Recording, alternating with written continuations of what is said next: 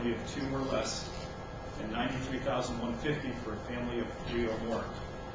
Target areas, again, New London, parts of Norwich, Willimantic, and Broughton allow for an income of $97,200 for a family of 2 or less, and $113,400 for a family of 3 or more. CHFA many years ago was criticized for having unrealistic income limits, that people wouldn't qualify with the income limits. These income limits definitely help people qualify and are very workable. Sales price limits for most towns in Windham County are $237,000. That's the most that a house could sell for and still go through CHFA. And in New London County, it's up to $331,700. Target areas, again, enjoy a higher sales price limit. In New London County, it's up to $405,400, and in parts of Willimantic, up to $289,700. All of these limits that I've mentioned, trying to stay within my 5 minutes, are in the CHFA brochure. CHFA, which is a little different from FHA, VA conventional requirements, CHFA does not have a minimum FICO score. So if you have people that have scores below 620, there's still a potential opportunity open to them with CHFA. CHFA will also accept alternative credit references. There are many opportunities available when working with CHFA home buyers. Let's take advantage of them. After all, the program has been helping Connecticut home buyers purchase and stay in their homes for the past 40 years. Thank you.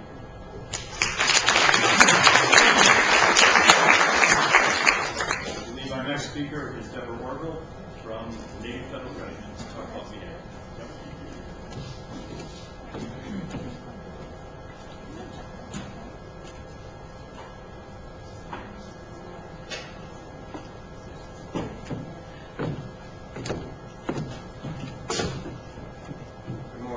I'm not that important. But my name is Bill Tessier. I work with Navy Federal out of our headquarters in Northern Virginia.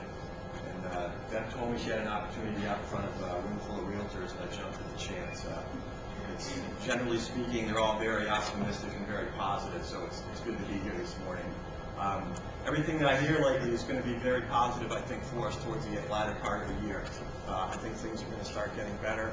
Markets are going to start improving, so I think we have a latter part of the year is going to be something good to look forward to.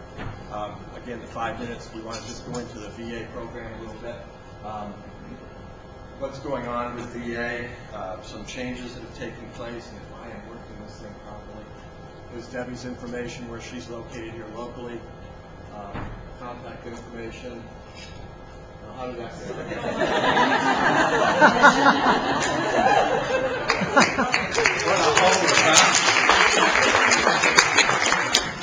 What a homer. The big news for us, Navy Federal Credit Union, just recently, we changed our field of membership to not just Department of Navy anymore. We are the entire Department of Defense. So if you have any questions about that as far as field of membership, then we'll be able to answer those questions. But that was big news for us this past year. So our field of membership does entail all Department of Defense now. Some of the changes to VA are changes and things that have been going on. It's about one of the only 100% financing programs. I don't know if the local, if your Connecticut housing program does 100% or not. Okay, terrific. Very few, very limited programs that do 100% anymore, and obviously VA is still one of those. Funding fee, you add on to the VA loan, as you're aware, and that varies based on your down payment amount. So that if you need to check on what a funding fee would be, you could go to the VA homes or website, or Deb would be able to answer that question also. Their big change this past year was with maximum loan amounts. They are allowing VA loans to go higher in certain counties. I understand in Connecticut, the only county that will go higher than the 417 is Fairfield County, is that correct? But there are some, there's like 5 counties in Rhode Island if you're doing any business there, and there are some counties in Massachusetts that will go above that 417. So again, it's county level for VA rather than just the flat 417 amount. Again, that information is available on their website. That has also impacted partial entitlements, and what that means is if you have a veteran that used their entitlement at some point in the past, they may be able to use it again in the future if they're able to purchase another owner-occupied property. They may have sold their property in the past, and for one reason or another, their entitlement didn't get reissued. So it might be possible to do another VA loan if they have used it in the past. Seller contributions are very liberal with VA, more so generally than most conventional programs. They will do, if I remember, a 4% seller contribution, but that 4% doesn't necessarily include discount points. If a veteran's paying discount points, they can pay the discount points and then the 4% concession on top of that. So they're very liberal as far as seller contributions. And also very liberal as far as gifts from family members too. So you might be able to get away with no money coming to the table at all as far as a veteran's concerned. Who is eligible? There's a long list of eligibility as far as the VA entitlement goes. Again, you can go to the website. Deb would be able to answer questions about that also. But there is a long list that says who is eligible for VA financing. And it is very specific based on the time frames that they served, how long they were in for, and things of that nature. So this just gives you a small breakdown of some of the different groups that are eligible for VA financing.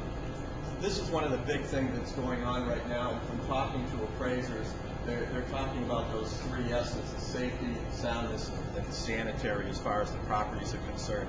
And that's their primary focus. They have a revolving list of VA appraisers, so a lender is not picking a specific appraiser to do a property. They are VA assigned appraisers. They do one, they go to the bottom of the list until their name gets called again. They have very specific time frames that they have to do the appraisal within, so they're very busy right now, as you can imagine, so that list gets rotated pretty quickly. In Rhode Island, or what was it, the Boston area, I was up there a couple days ago, they said they only had like 4 appraisers for an entire area up there, so sometimes that's pretty limited, and sometimes you run into some backups as far as VA appraisers are concerned, but it's not something that the lender has a lot of control over.